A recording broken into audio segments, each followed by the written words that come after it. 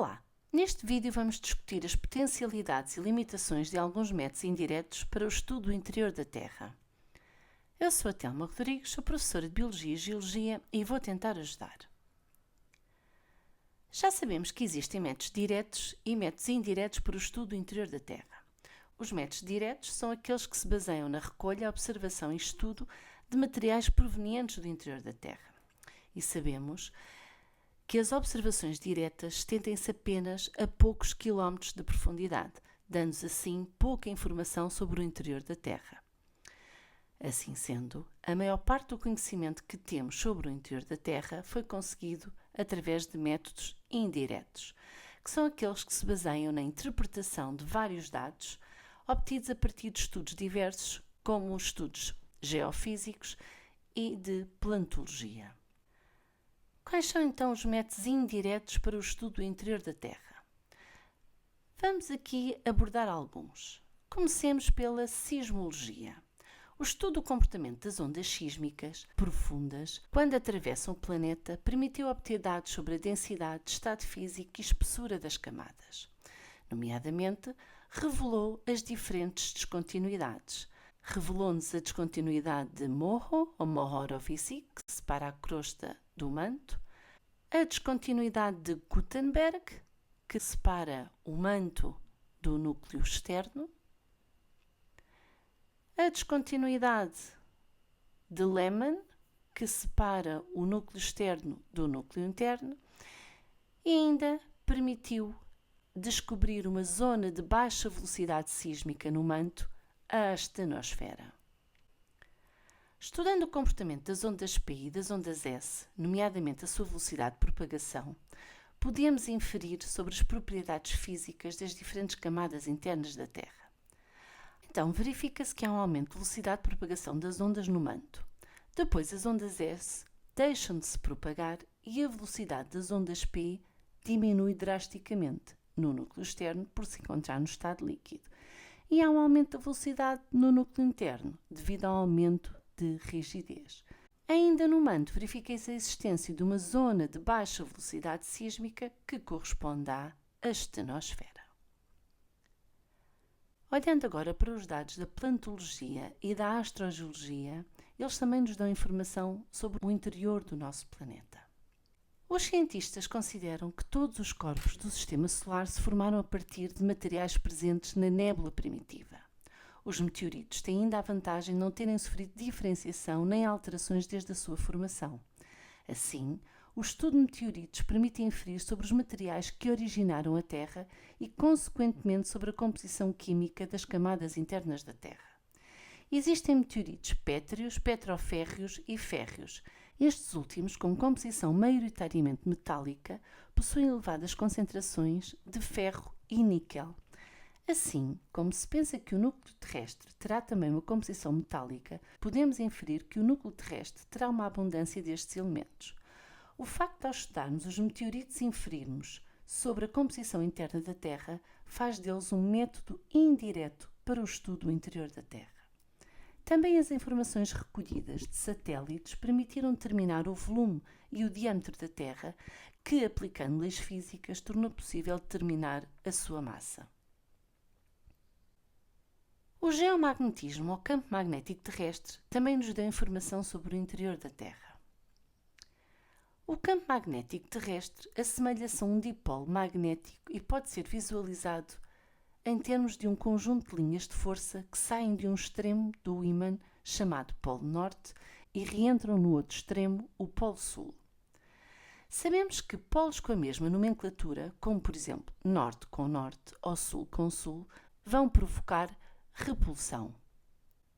E com nomenclaturas diferentes, Norte e Sul, provocam atração. Assim sendo, e sabendo que o polo norte da bússola é atraído para o polo norte geográfico da Terra, qual será a nomenclatura do polo magnético terrestre perto do norte geográfico? O norte magnético da agulha da bússola é atraído para o polo magnético sul da Terra, que corresponde ao norte geográfico do nosso planeta. Já vimos então que o campo magnético terrestre comporta-se como se houvesse uma pequena barra de ímã próximo do centro da Terra e inclinada cerca de 11 graus em relação ao eixo de rotação do planeta, como está representado aqui na figura. As linhas do campo magnético saem do polo norte magnético e entram no polo sul magnético.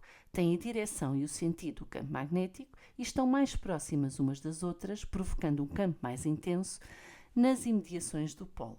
Como já vimos, próximo ao polo geográfico norte da Terra, situar-se-á o polo sul magnético da Terra e próximo ao polo geográfico sul do planeta encontra-se o polo magnético norte deste.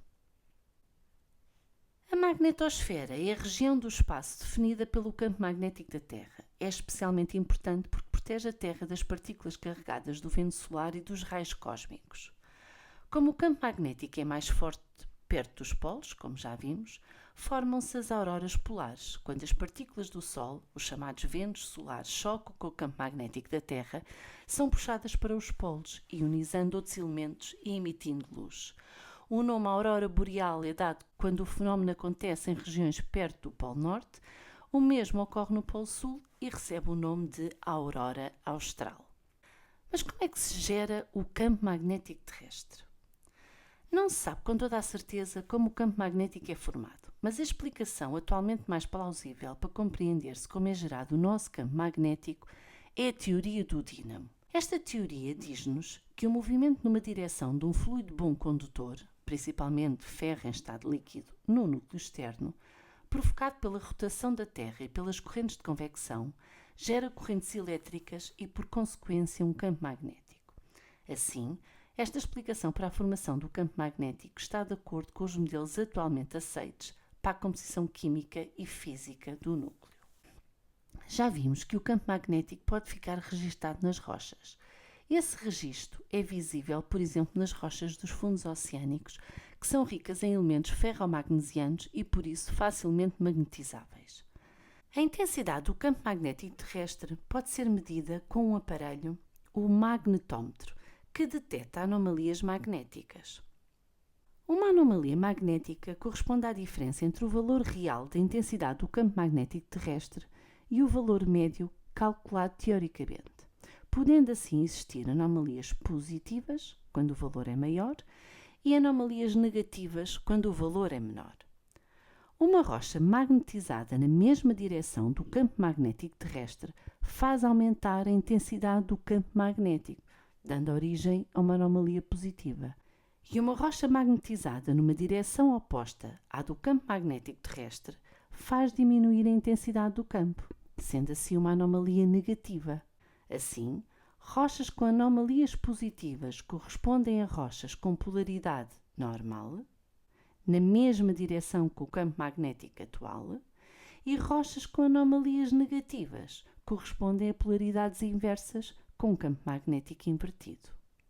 Qual é a importância do campo magnético? Já vimos que o geomagnetismo é um importante método indireto, uma vez que nos permite inferir sobre a composição química e o estado físico do núcleo terrestre. Vimos também que o paleomagnetismo fornece informações sobre as inversões que ocorreram no passado no campo magnético e permitiu apoiar a hipótese da expansão dos fundos oceânicos e, consequentemente, da tectónica de placas. Vimos ainda que o campo magnético terrestre é atualmente muito importante porque impede a entrada de partículas com alta velocidade vindas do Sol, as partículas do vento solar. A geotermia é a designação usada para o conjunto das ciências e técnicas que estudam e exploram o calor terrestre ou energia geotérmica. Qual é a origem do calor interno da Terra? Este calor interno resulta do calor remanescente da formação do planeta, quando o planeta se formou, da acreção e da contração gravítica, e ainda da energia libertada continuamente pela desintegração de elementos radioativos. Como é que varia a temperatura com a profundidade? Ora, determinações feitas em minas e sondagens até às profundidades possíveis de atingir mostram que a temperatura aumenta com a profundidade. Temos que o gradiente geotérmico é a taxa de variação da temperatura com a profundidade, ou seja, é o aumento da temperatura por quilómetro de profundidade. Nas determinações diretas, verificou-se que a temperatura aumenta cerca de 30 graus por quilómetro, isto é, 1 grau em cada 33 a 34 metros de profundidade. Mas será que o gradiente geotérmico é o mesmo para qualquer profundidade? Será que essa variação de temperatura com profundidade é constante? Vejamos. Ao analisarmos este gráfico, conseguimos ver que essa variação não é constante. Embora a temperatura aumente com a profundidade, o gradiente geotérmico diminui. O que é que isto quer dizer? O gradiente geotérmico é maior nas primeiras profundidades, aumenta mais a temperatura em poucos metros e em profundidades maiores, embora haja um aumento, esse aumento é menos significativo, logo faz com que a taxa de variação seja menor. Quais são as consequências do facto da temperatura a que se encontram os materiais no manto superior coincidir com o seu ponto de fusão? Verifica-se que o tracejado, a curva de fusão, está coincidente com a temperatura a que se encontram os materiais. Isto indica que naquelas profundidades os materiais encontram-se a temperaturas próximas do seu ponto de fusão, o que faz com que esses materiais estejam parcialmente fundidos, provocando uma diminuição de rigidez ao nível da astenosfera. E quais as consequências da temperatura a que se encontram os materiais no núcleo externo ser superior ao seu ponto de fusão? Então, verifica-se que a profundidades superiores acima de 2.900 km de profundidade, a temperatura a que se encontram os materiais é superior à temperatura de fusão dos mesmos, o que significa que os materiais se encontram no estado líquido. Já no núcleo interno, o aumento da pressão provoca um aumento da temperatura de fusão dos materiais. Assim, os materiais naquelas condições de pressão e temperatura não fundem, estando no estado sólido. E qual é a diferença entre gradiente geotérmico e grau geotérmico? Já vimos que o gradiente geotérmico é a taxa de variação da temperatura com a profundidade. Já o grau geotérmico é o número de metros que eu tenho que descer, que eu tenho que percorrer em profundidade para que a temperatura aumente 1 grau. Então, zonas com vulcanismo residual, como São Miguel nos Açores, como será o gradiente geotérmico? É elevado, pois a taxa de variação de temperatura é grande com a profundidade. E como será o seu grau geotérmico? É reduzido, pois é necessário percorrer poucos metros em profundidade para aumentar logo 1 grau de temperatura. Assim, podemos concluir que em locais com elevado gradiente geotérmico correspondem a locais com reduzido grau geotérmico. E o fluxo térmico? O fluxo térmico é a quantidade de calor libertada por unidade de superfície e por unidade de tempo. Logo, locais com elevado gradiente geotérmico correspondem normalmente a locais com elevado fluxo térmico. Por fim, a gravimetria. Os estudos gravimétricos são importantes complementos para o estudo do interior da Terra, principalmente nas camadas mais superficiais. O que é então a gravimetria? A gravimetria é o estudo da intensidade e variação do campo gravitacional da Terra ao redor do globo. A variação local da densidade das rochas causa pequenas mudanças no campo gravitacional da Terra numa determinada área, alterando a aceleração gravítica de um corpo que pode ser medida recorrendo a gravímetros. Como os gravímetros medem a aceleração da gravidade, irão detectar anomalias gravimétricas tendo em conta os materiais que se encontram na crosta terrestre mais próximos da superfície. Estas anomalias podem ser positivas ou negativas. Positivas é quando há um excesso de massa no interior da Terra e por isso provoca um aumento da aceleração gravítica. E negativas quando ocorre o contrário. Ao existir menos massa, há menor aceleração gravítica. Vejamos cada um destes casos. Verifica-se então que próximo a materiais com elevada densidade, ou por vezes perto de uma intrusão magmática, ocorre um aumento da força gravítica. Logo, a aceleração gravítica do corpo do gravímetro será maior e origina uma anomalia gravimétrica positiva. Este método é utilizado, por exemplo, para localizar jazigos de minerais densos, como o ferro. Noutros casos, nomeadamente próximo de materiais com baixa densidade, como um domo de salgema, um evaporito. Nestes casos, como há menos densidade, ocorre uma diminuição da força gravítica. Logo, a aceleração gravítica do corpo do gravímetro será menor e origina uma anomalia gravimétrica negativa. Este método é utilizado para saber onde há petróleo, porque os domos salinos estão normalmente associados a jazigos de petróleo. Devido às diferentes densidades das rochas que compõem a crosta continental e oceânica, verifica-se que ao nível dos continentes teremos anomalias negativas, devido à menor densidade dos materiais da crosta continental, e nos oceanos teremos anomalias positivas.